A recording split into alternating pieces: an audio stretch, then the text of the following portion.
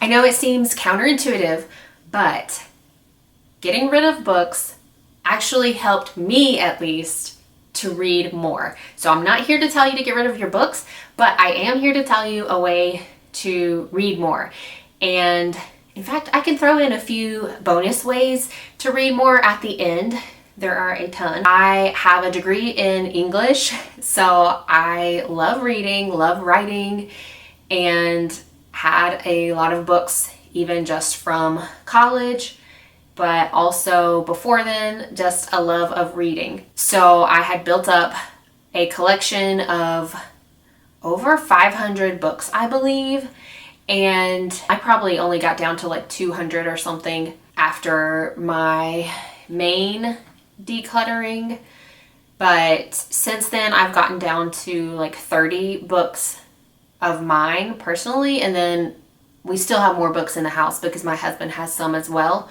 And right now I probably have closer to 50 because I've started collecting different ones and just wanted to read more physical books and that kind of thing.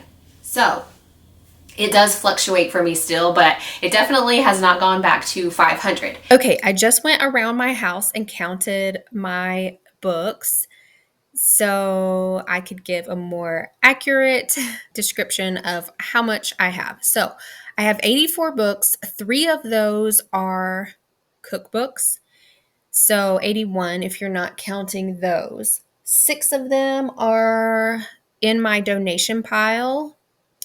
So they will be leaving soon. Actually, I don't know if I counted that book. So maybe it's 85, 82. Anyway, a lot of them are just for decor. So those are fine for me. They aren't like calling my name or I don't feel like I need to read them. Some are from my childhood. So it's a very small number of books that are like on my list of books to read.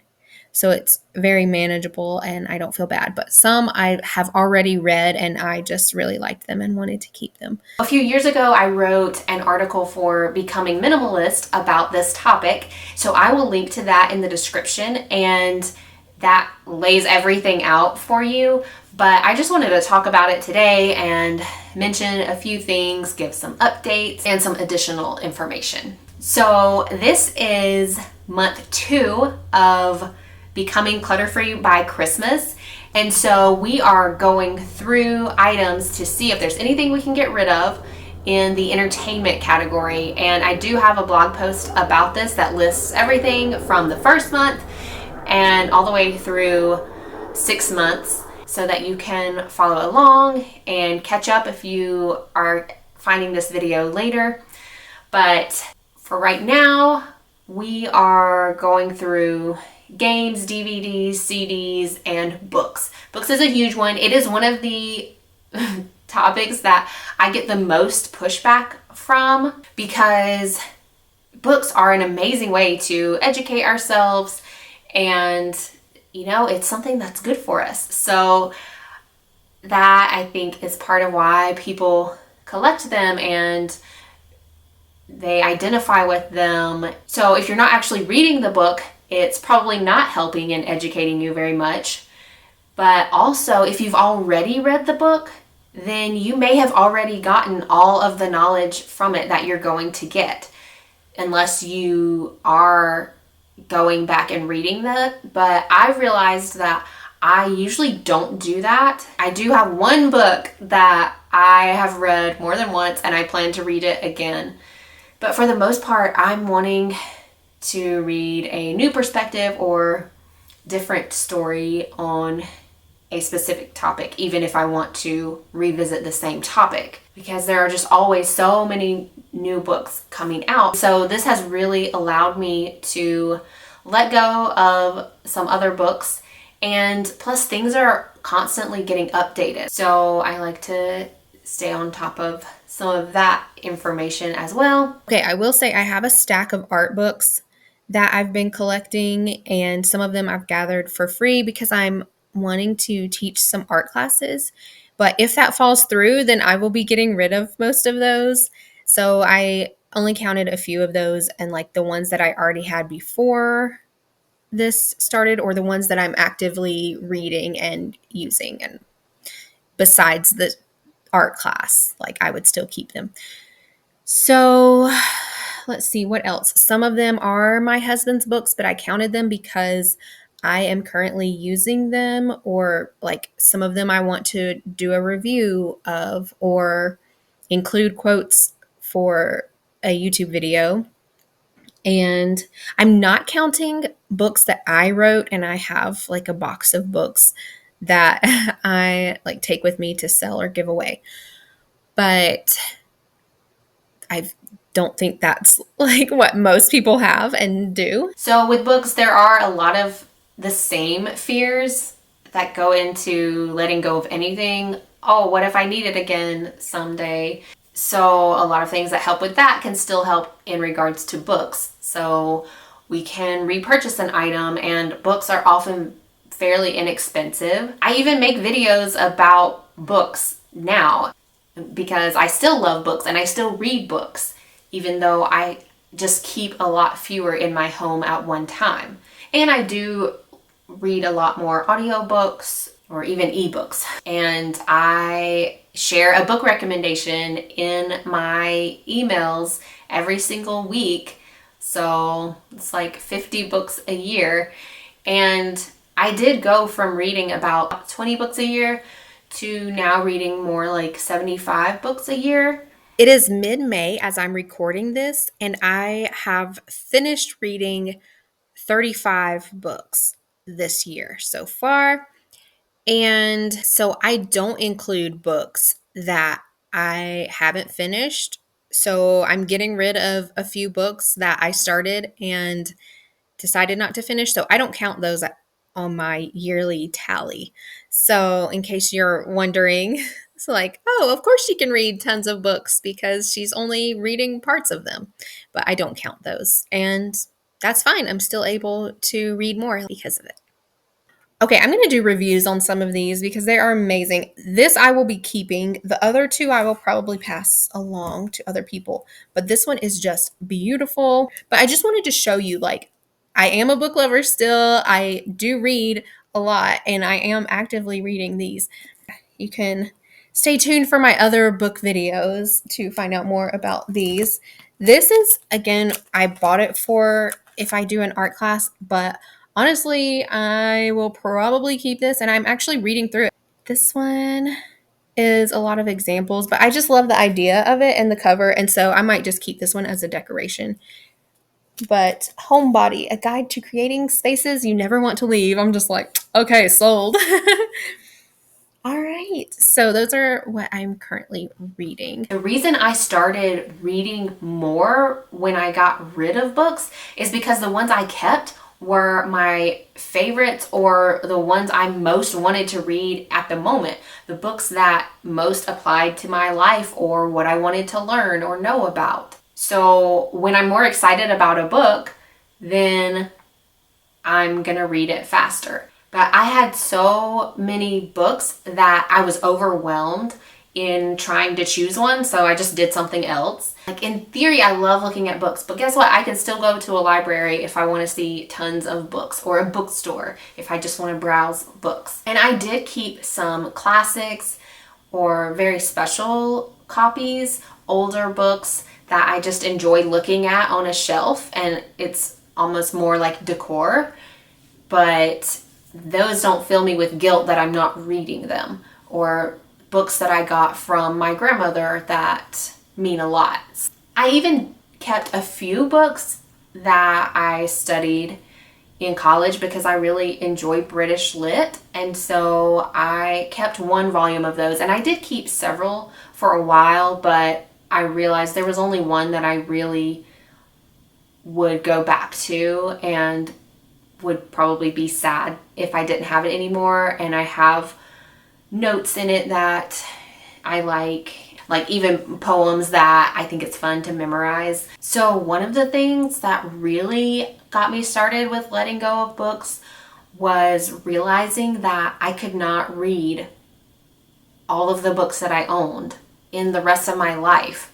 And I wanted to read other books too, and new books that were coming in. So I calculated it based on how many books I was currently reading in a year. which was about 20. And so in the next 5 years, that would be 100 books. And I had 500. And I'm like, I don't want these to be the only books that I read for the next 10 years. So I was like already over some of the books before I'd even read them. So, maybe I was in a bookstore and was like, oh, this is interesting. And by the time I got around to reading it, I no longer wanted to. So that really helped me get rid of a lot. But now I am in a place where I can read 50 books a year.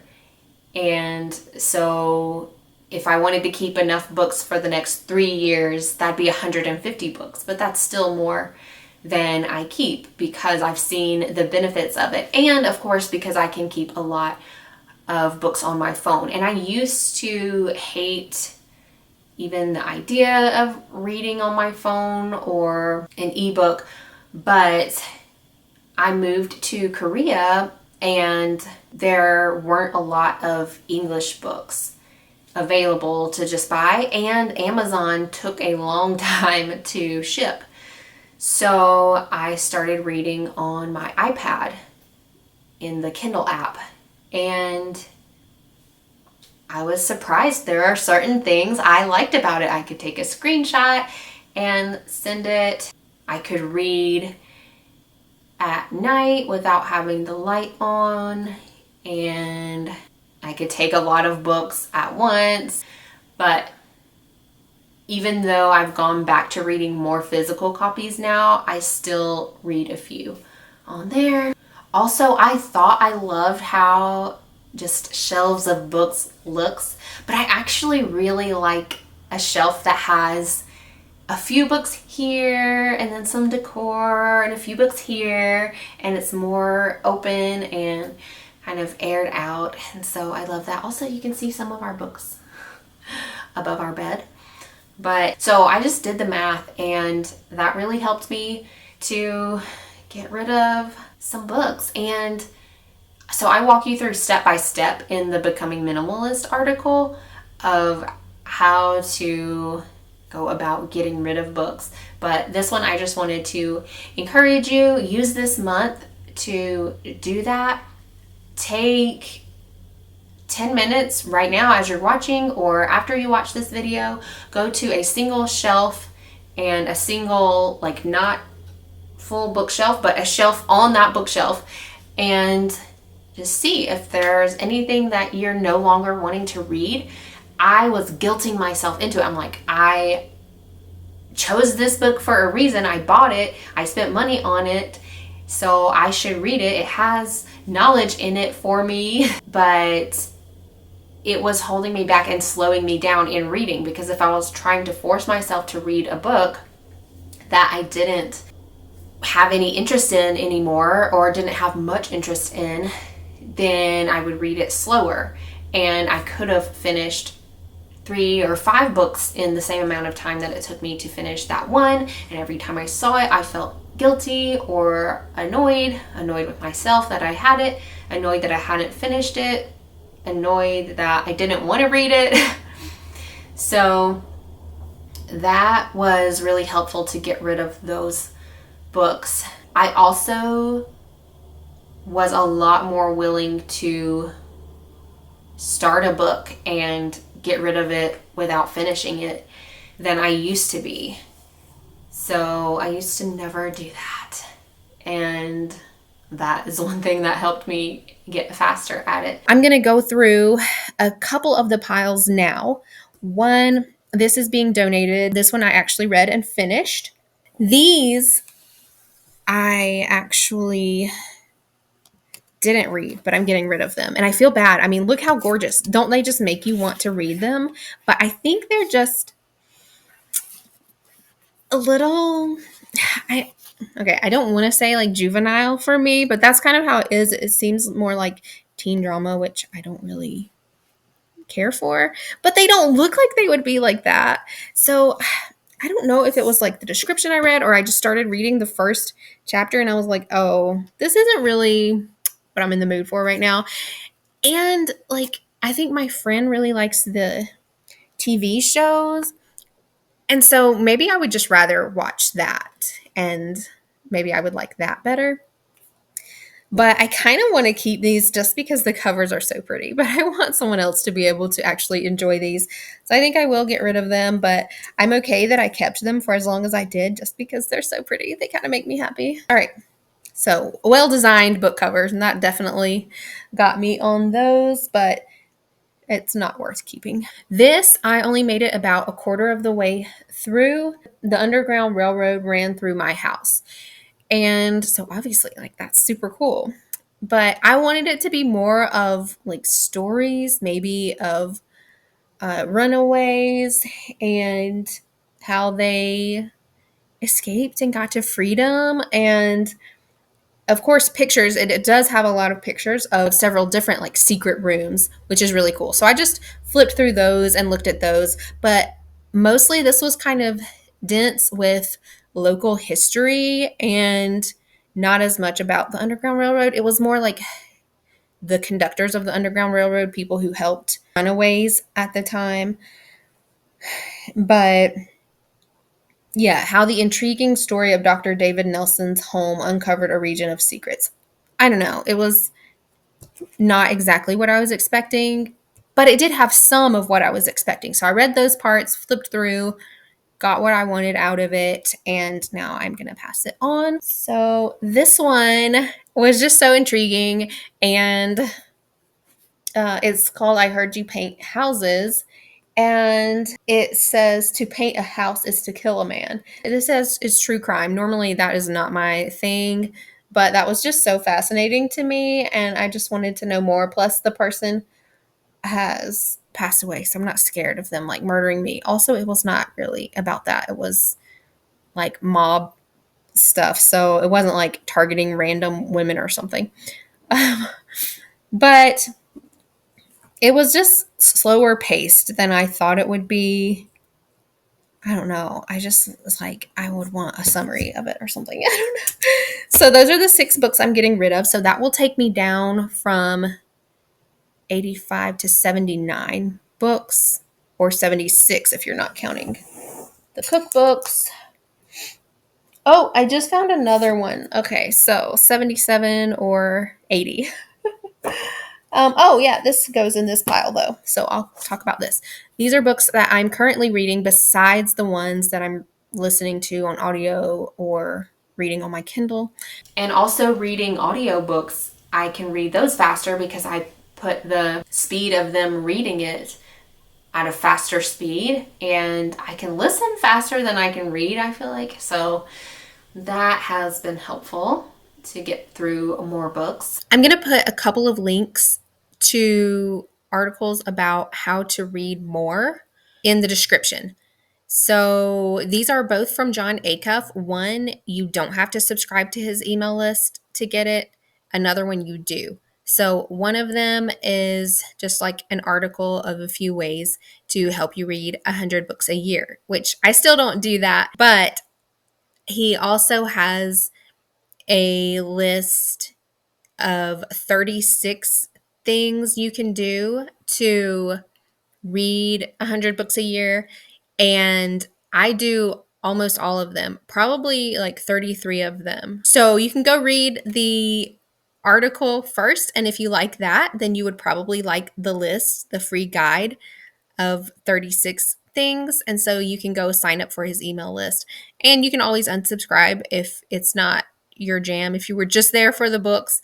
But those are both worth checking out. They're really good. So make sure to check out the links in the description. I'm going to have several different ones that I think you will find really helpful this month as you are decluttering books, but also trying to read more. So if you have 30 shelves of books in your house, then you can spend this month going through 1 or 2 shelves a day and have decluttered your books by the end of the month. And if you have a good used bookstore near you that will trade books in, that's an amazing way to quickly get rid of them, but also to get some store credit where you can exchange 10 or 20 books for one book that you really do want. And I did that a lot, and I still have store credit built up at some of those places. But even if not, other people can appreciate finding a great book at the place that you donate them to. And maybe you can find some as well at a thrift store. This was from the thrift store. You will hear that frequently. This was from the thrift store. And so we've got a nonfiction, a fiction.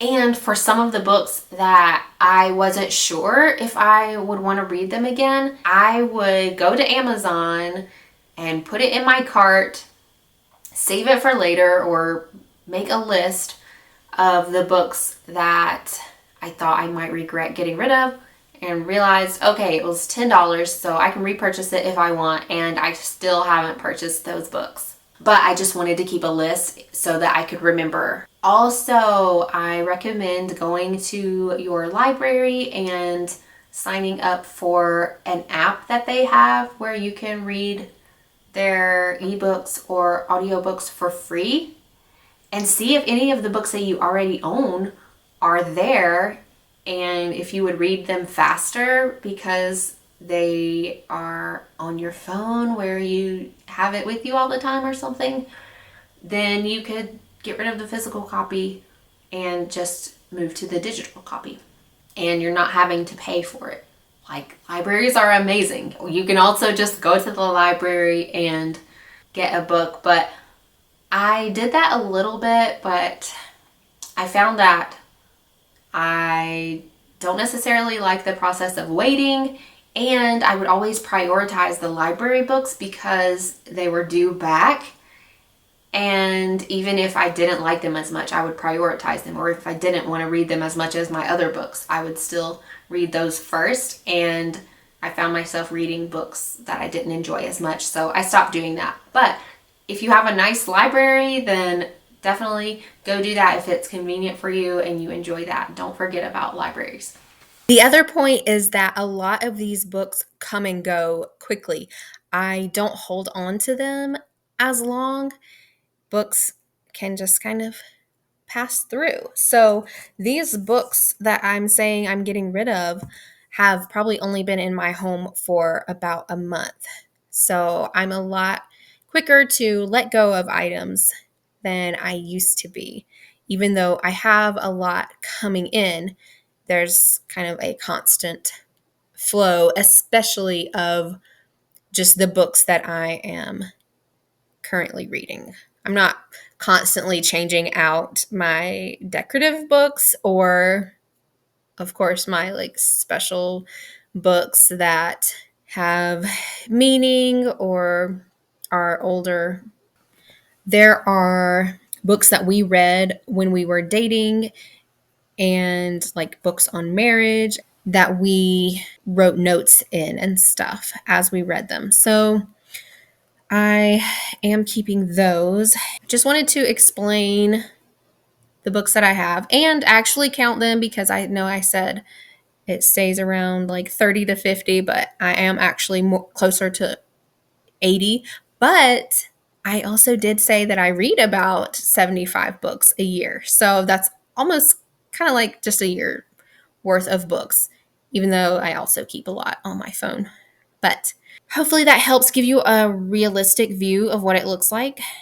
And that's why I counted, because I didn't want to tell you I have 30 books and then I have 80. So now you know the truth comes out. So with books especially, it really helps me to do what Marie Kondo says, not necessarily actually thanking a book for what it has provided me with, but just thinking of that, like, oh yeah, I've already benefited from this book from the time that I've had it, but I don't think I'm going to benefit from just keeping it longer to myself. I might as well share it with someone else so they can benefit from it as well. Not that you need my permission, but if it helps, this is me giving you permission. You do not have to keep every book you've ever read or ever wanted to read. So I challenge you to spend this month getting rid of books and let me know how it is. Did you find yourself reading more? So the thing about this challenge is that we're just going through all of our items to see if there's anything we want to get rid of. So you don't have to get down to a certain number or amount. This is just to get a little better and a little better, and you can do this again later, but do what you can in the 30 days and then move on to the next one in the next month. And you will have at least gone through each category briefly. Not that briefly though. 30 days, it's kind of a lot. Then you will at least be more aware of what you have and what you let go of. I also think it's a great practice. Oh, I should probably just make another video about this, about keeping track of what you've gotten rid of. So put a sticker on the box or a chart or something every time you take a bag or a box of donations. And that can really motivate you when you are not seeing progress because you just see all the stuff you still have. But that can remind you and give you a visual of what you no longer have to deal with ever again because you took the time to get rid of it. Depending on when you're watching this, by the end of June, you should have already gone through your clothing and books or entertainment items and those lists. So give it a try and let me know how it's going. Let me know if you have questions about the challenge or the decluttering plan or becoming clutter-free by Christmas. So hopefully I can address those in future videos for you. Also, it has come to my attention that a lot of people don't know how to subscribe, or they think that you have to pay to subscribe on YouTube to a channel. And so I'm just gonna walk you through that briefly. So if you know how already, then go ahead and skip it because there are some bloopers at the end if you like to watch those. But if you don't know how, or you know someone who doesn't know how to subscribe, then here, you can share this with someone else to help them out. But a lot of people, I realized, watch YouTube without signing in because you can, but in order to subscribe, you need to sign in. And if you don't have an account, then it's just like other things, which it's been so long since I've done this, but you would put in your email address and create a password. The easiest way to do this may be to download the app, especially if you're doing it on your phone, and sign in there, and you can watch from that and subscribe to channels there.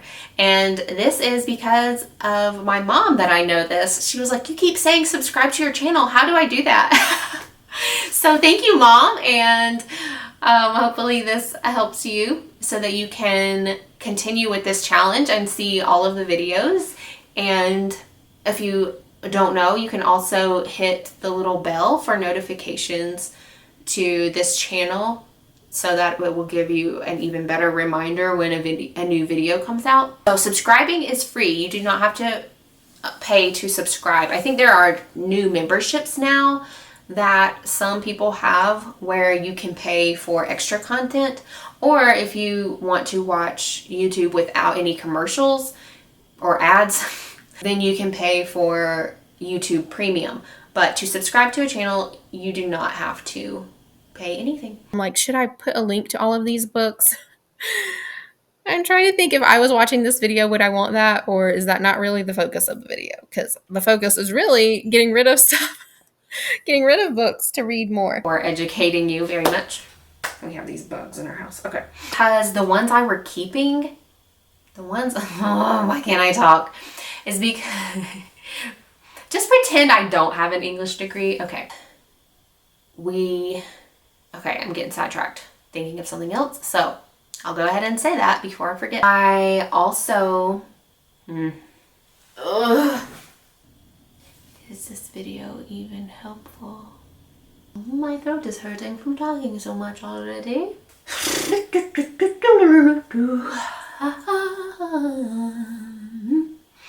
Books, books, books. Let's see if we can come up with something good from this. That's enough. Maybe 5 minutes of footage in like 45 minutes of recording.